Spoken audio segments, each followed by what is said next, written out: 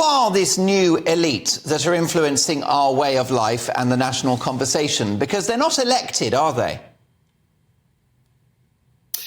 Not always. What I'm doing in this book, Mark, is pointing to the rise of a new middle-class graduate elite, people who tend to come from affluent families whose parents often belong to the managerial professional class, who tend to live in the big cities, the university towns, and crucially, unlike the old elite, Mark, they tend to lean very strongly to the left on cultural issues like immigration, sex, gender, diversity, and so on. And within that group, Mark, I point specifically to a sort of smaller group called the radical progressives, who represent about 15% of Britain. They're disproportionately dominant in the institutions, the creative industries, advertising, marketing, to some extent politics, and they're really out of touch with the rest of the country on a whole host of issues like how we think about our history, our identity. And that group has been most strong and loud in its opposition to the book, I think, because they really don't like the mirror being held up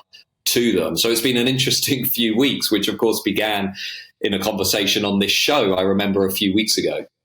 Indeed so. I've got to admit, I'm watched with great amusement as well-paid, influential radio presenters and journalists, the likes of James O'Brien on LBC, Alistair Campbell, furiously criticising your book, attacking you in quite a personal way. The elite didn't like your book about the elite.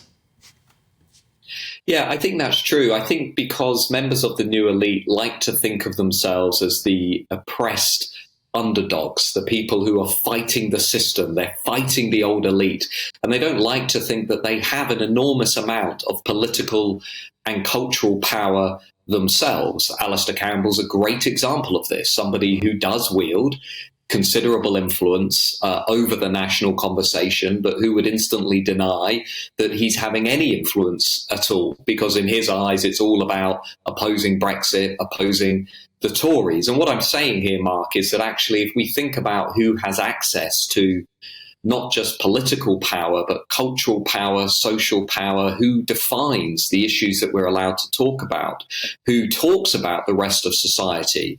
My argument here is that I think millions of people, including those watching this show, feel that they're not in the national conversation. And if they are, they're certainly not respected. Maybe Brexit voters feel that they were ridiculed for years. Maybe conservatives feel like their concerns over immigration and the borders aren't taken as seriously as the concerns that liberals have over issues like opposing Rwanda, for example. And I think these value divides have become enormous today. And really, that's why I wrote the book, because I think many people sense that actually their view of the world is not being sufficiently represented.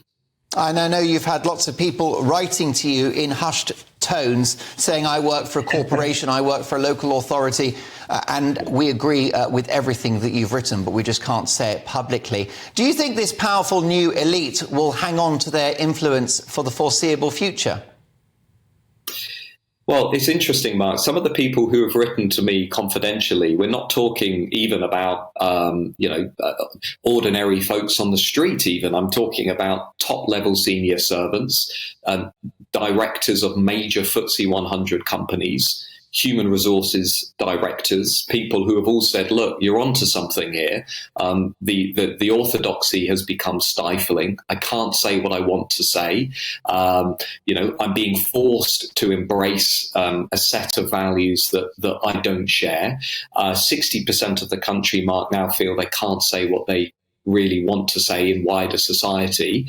So this is a really big issue. I think the new elite are being forced, as we saw with Brexit, as we saw with the 2019 election, they're being forced to really give up and give away some of their power, and they're not reacting well to that. They've doubled down on their own group. I think partly that's why we have GB News. That's why we have this new media ecosystem, is because this group has done a very bad job, actually, of opening up the national conversation. So I think, there are more people out there who want to look at alternative conversations, alternative media.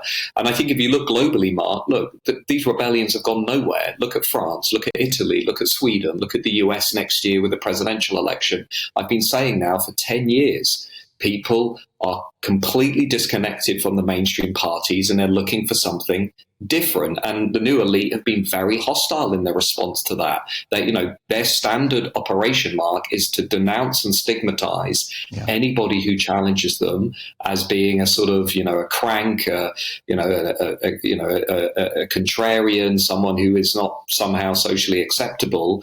But we're talking about millions of people, right? As you know, millions of people who say, I don't share this consensus.